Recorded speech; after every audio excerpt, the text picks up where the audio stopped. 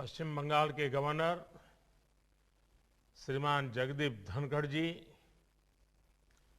विश्व भारती के vice chancellor professor विद्युत चक्रवर्ती जी, शिक्षकगण, कर्मचारीगण और मेरे ऊर्जावान युवा साथियों, गुरुदेव रविंद्रनाथ टैगोर ने जो अद्भुत धरोहर मां भारती को सौंपी है, उसका हिस्सा बनना, आप सभी साथियों से जुड़ना मेरे लिए प्रेरक भी है, आनंददायक भी है और एक नई ऊर्जा भरने वाला है। अच्छा होता मैं इस पवित्र मिट्टी पर खुद आकर के आपके बीच शरीक होता, लेकिन जिस प्रकार के नए नियमों में जीना पड़ रहा है और इसलिए मैं आज रूबरू न आते हुए दूर से ही सही आप सबको प्रणाम करता हूं, इस पवित्र मिट्टी को प्रणाम करता हूं। इस बार तो कुछ समय के अंतराल पर मुझे दूसरी बार ये मौका मिला है आपके जीवन के इस महत्वपूर्ण अवसर पर आप सभी युवा साथियों को, माता पिता को, गुरुजनों को मैं बहुत बहुत बधाई देता हूं, अनेक अनेक शुभकामनाएं देता हूं। साथियों, आज एक और बहुत ही पावन अवसर है, बहुत ही प्रेरणा का दिन है। आज छत्रपति शिवाजी महाराज की जन्म जयंती है। मैं सभी देशवासियों को छत्रपति शिवाजी महाराज की जयंती पर बहुत बहुत शुभकामनाएं देता हूं। गुरुदेव रविंद्रनाथ टैगोर जी ने भी शिवाजी उत्सव नाम से वीर शिवाजी पर एक कविता लिखी थी। उन्होंने लिखा था, कौन दूर शताब्देर, कौन दूर शताब्देर, कौन एक अख्यात दिवसे, नाही जानी आजी, नाही जानी आजी।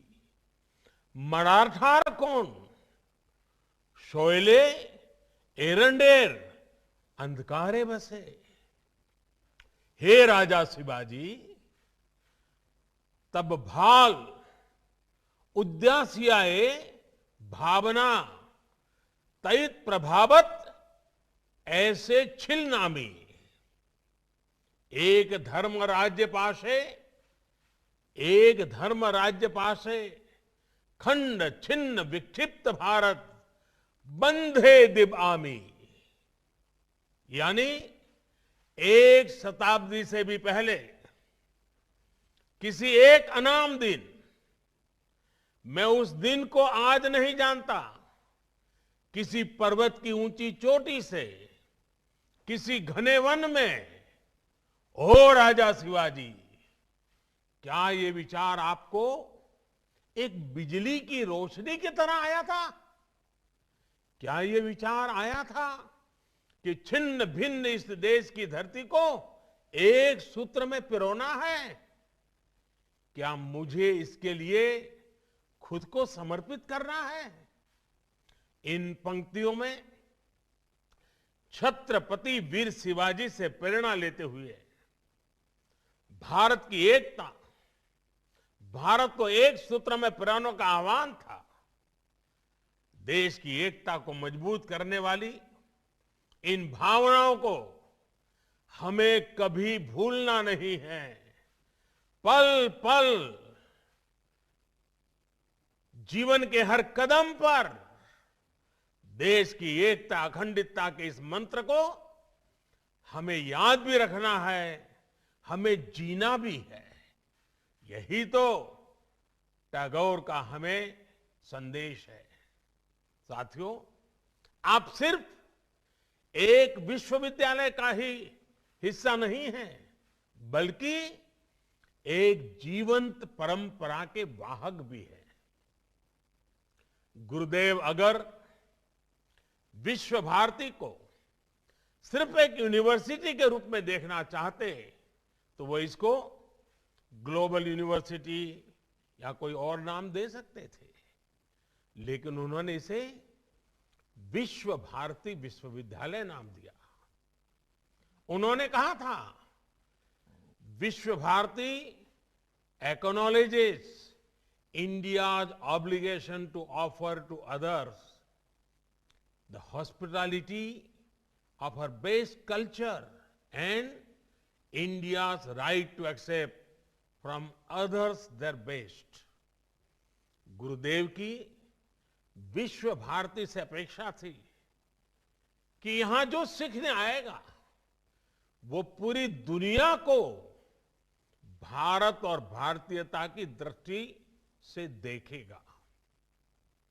गुरुदेव का ये मॉडल ब्रह्म, त्याग और आनंद के मूल्यों से प्रेरित था। इसलिए उन्होंने विश्व भारती को सीखने का ऐसा स्थान बनाया जो भारत की समृद्ध धरोहर को आत्मसात करे, उस पर शोध करे और गरीब से गरीब की समस्याओं के समाधान के लिए काम करे। ये संस्कार में पूर्व में यहां से निकले छात्र छात्राओं में भी हमें दिखता है और आपसे भी देश की यही अपेक्षा है। साथियों, गुरुदेव टैगोर के लिए विश्व भारती सिर्फ ज्ञान देने वाली, ज्ञान परोसने वाली एक संस्था मात्र नहीं थी। ये एक प्रयास है भारतीय संस्कृति के शीर्षस्थ लक्ष्य तक पहुंचने का, जिसे हम कहते हैं स्वयं को प्राप्त करना। जब आप अपने कैंपस में बुधवार को उपासना के लिए जुड़ते हैं तो स्वयं से ही साक्षात्कार करते हैं। जब आप गुरुदेव द्वारा शुरू किए गए समारोह में जुड़ते हैं तो स्वयं से ही साक्षात्कार करने का एक अवसर प्राप्त होता है। जब गुरुदेव कहते हैं, आलो अमार आलो ओगो आलो भुवन भारा, तो ये उस प्रकाश के लिए ही आह्वान है जो हमारी चेतना को जागृत करती है। गुरुदेव टैगोर मानते थे, विविधताएं रहेगी, विचारधाराएं रहेगी, इन सब के साथ ही हमें खुद को भी तलाशना होगा। वो बंगाल के लिए कहते थे, बांग्लार माटी बांग्लार जल, बांग्लार वायु बांग्लार फूल, पुण्य हो पुण्य हो पुण्य हो हे भगवान। लेकिन साथ ही वो भारत की विविधता की भी उतना ही गौरवगान बड़े भाव से करते थे। वो कहते थे, हे मोर चित्तो पुण्यो, हे मोर चित्तो पुण्यो, तीर्थे जागोरे धीरे, ई भारतेर महामनोबेर सागरो तीरे, हेथाय दाराय दबाहु बाराय नमो नरोदे बोतारे। और ये गुरुदेव का ही विशाल विजन था कि शांति निकेतन के खुले आसमान के नीचे वो विश्व मानव को देखते थे। ऐशो कर्मी, ऐशो ज्ञानी, ऐसो जन कल्याणी, ऐशो तपस राजो है, ऐशो है दिशक्ति, संपद मुक्ता बंधो समाज है। हे श्रमिक साथियों, हे जानकार साथियों, हे समाज सेवियों, हे संतों, समाज के सभी जागरूक साथियों, आइए समाज की मुक्ति के लिए मिलकर के प्रयास करें। आपके कैंपस में ज्ञान प्राप्ति के लिए एक पल भी बिताने वाले का यह सौभाग्य है कि उसे गुरुदेव का ये विजन मिलता है।